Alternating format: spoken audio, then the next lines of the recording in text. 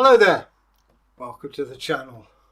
Today I'm going to be speaking about the ancient burial site Sutton Hoo. I had the great good fortune to dig there while I was doing a relativity survey.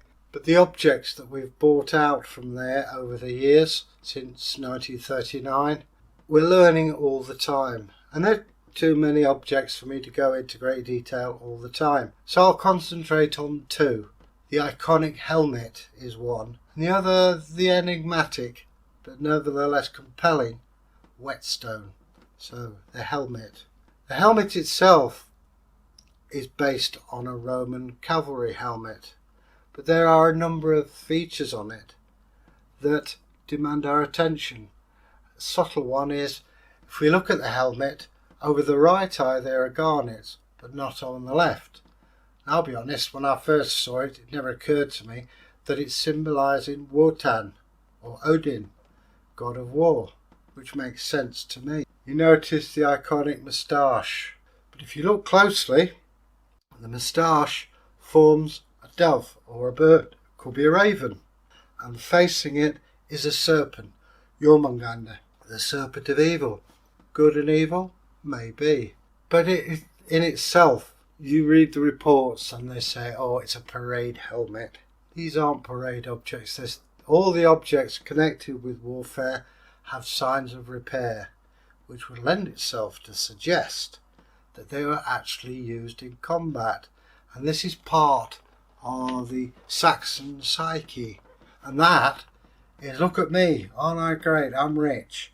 And also, if you're wealthy, you gave that wealth away to your followers because it's saying, I could get more wealth anytime I want. If you don't give away the wealth, you're liable to lose people because they think you're tight. So, there's that to it. As I said, the helmet itself is based on a Roman cavalry design. They've dated it to around 7th century. The next question is, who is it? Who owned it? Well, my money's on King Redwald. The only reason I say that is that if you look at the Anglo Saxon chronicles, it fits in. Also, we know that Redwald was converted. We also know that his Christian name was Paul or Paulus. Two spoons found, one named Paul, the other called Paulus. To me, back of the net. So to me, at any rate, that's who it would. It's time for it. Time marches on and things change. The helmet itself, highly decorated but made of iron, it's well worth going to see. It's at the British Museum and it shows wealth and power and authority. Also could scare the enemy. Imagine that coming out at you of the mist. It would also be difficult to hear because your head seemed closed, which again, design thing. If you're giving orders, you don't necessarily have to listen too much to people. So we look at that. Another interesting article found is the whetstone.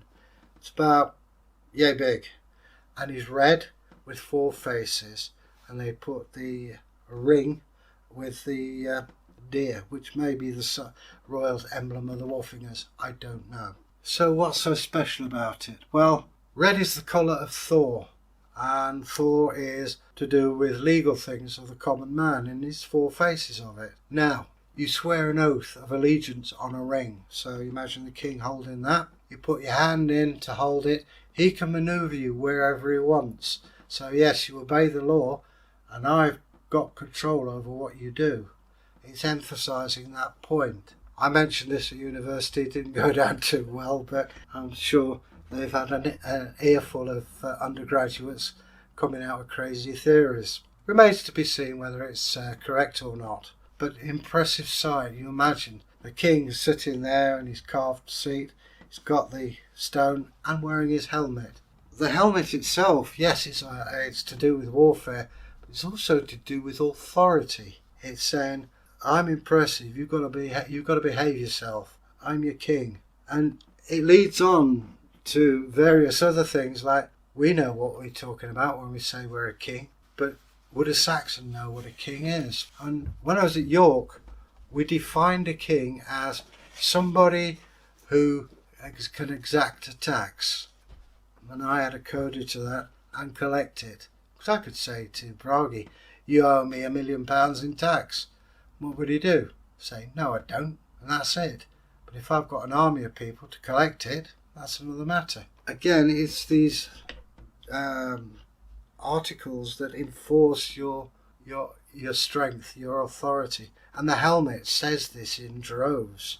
The ornamentation with the raven or dove facing Jormungand, the evil, says a lot. And if you, as I said earlier, the garnets above the right eye would lend itself to suggest the Redwall was either into worshipping Odin, which makes sense because he is the god of aristocrats, poets, and he's saying, I'm either here, I'm a manifestation of Odin, or I'm descended from him. And that makes sense because later on, when Christianity came along, kings said I was descended from Adam and Eve, or from Jesus, which explains why there was long hair and the beard.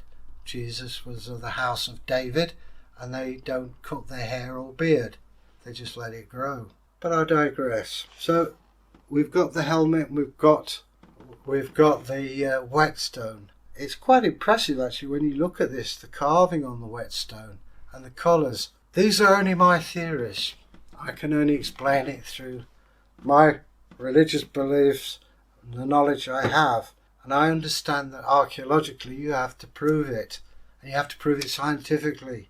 We live in an age where "tain't necessarily so" is the watchword. Some things you just can't prove exactly. Some things are pushed aside for political reasons.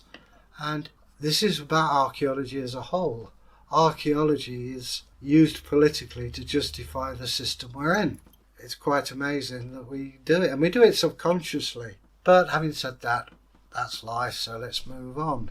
So, in conclusion, the helmet itself, that's on display at the British Museum, and an excellent reproduction, which I believe was made by Ivor Lawton, a very, very skilled smith. A beautiful example. I've seen both the original and Ivor's. He does magnificent work and is painstakingly accurate. But it's on display, and also the whetstone. All the regalia, it just says class, power, authority, and it's most impressive. It's well worth it. I know it's difficult in these times. Get that face mask on and get yourself off to the British Museum. Well worth a visit. They are most impressive, and also the artifacts have come from different parts of the world, which shows how international this is. If you get a chance to go to Sutton Hoo itself, well worth a visit. A bit more upmarket than when I went. I went there as a digger in 1989, I think it was, and we were still excavating. Now there's a visitor centre, but you see the steep slope with the River Deben down below, and you imagine how they got that ship up from the river to the mound, well, the site of the mound. But the helmet is iconic, it really is. I mean, people tend to forget about the whetstone. There's nothing there in the collection which is worth ignoring, trust me. It's well worth a visit. But one thing I would advise is take a fleece with you, because even on a hot day it's cold. When you see the history, which I'm sure we'll cover later, you'll understand why. So anyway, that's me. I've been Egil. If you'd like to subscribe, press the old subscription bell. Leave us a comment. It takes us a while to get back to you, but believe you and me, there's only a few of us and a lot of you. But we will get back to you. So have a good day, be safe, and make the world a happy place. Bye.